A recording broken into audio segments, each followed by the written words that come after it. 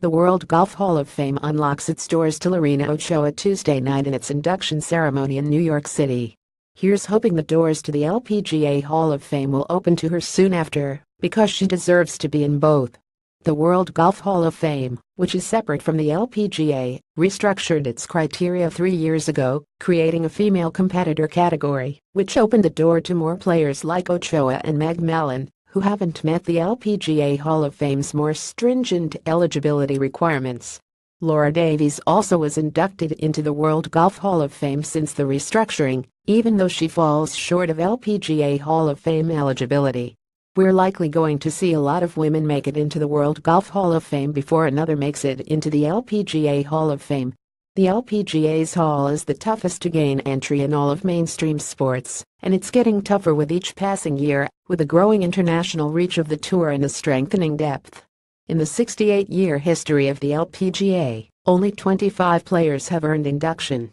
Last season, Inbee Park became the first player in almost a decade to qualify. There's something especially unfair about Ochoa being left out because of the neglected nature of the LPGA Hall of Fame's operation.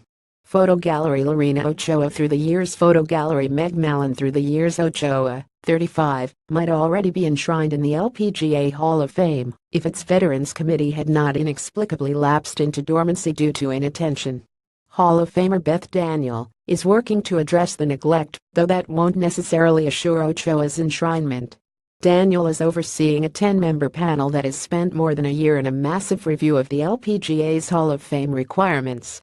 The panel is evaluating everything from the strict points-based qualifying standard to the Veterans Committee that was set up to consider worthy exceptions to the rules. Ochoa, 35, is a curious case because in anyone's book her achievements should make her one of the LPGA's all-time greats. She falls short of LPGA Hall of Fame eligibility in one requirement, the 10-year membership rule. Ochoa reigned as Rolex World #1 for 158 consecutive weeks, longer than any player since the Rolex rankings were introduced in 2006. She won 27 LPGA titles, 2 of them major championships. She was the LPGA's Rolex Player of the Year 4 consecutive years. 200,609. Kathy Whitworth and Annika Sorenstam are the only other players to do that since the award was established 51 years ago. Sorenstam won it 5 times in a row. Ochoa also matched Whitworth by winning the Vare Trophy 4 consecutive years. The great Mickey Wright is the only player who has won it more consecutive years. 196,064.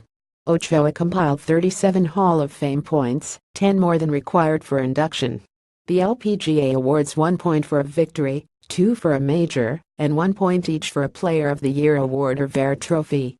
Ochoa's problem is that she was only an active LPGA member for 7 full seasons, falling short of the 10 required for LPGA Hall of Fame eligibility. She announced her retirement early into her 8th season, back in 2010. If she had played full-time through 2012, she would have been inducted in 2013. Still, even without 10 years of membership, Ochoa should have become eligible for Veterans Committee consideration in 2016. The Veterans Committee was set up with the authority to review exceptions, but the committee went 10 years without meeting before Daniel was appointed to lead the panel's review.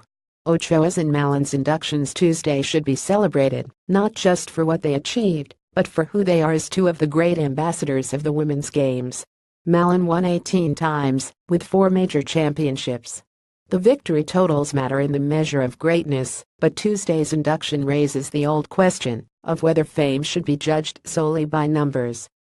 While the World Golf Hall of Fame was too subjective for too long, the LPGA Hall of Fame seems too coldly objective. Ochoa is a shining example of that.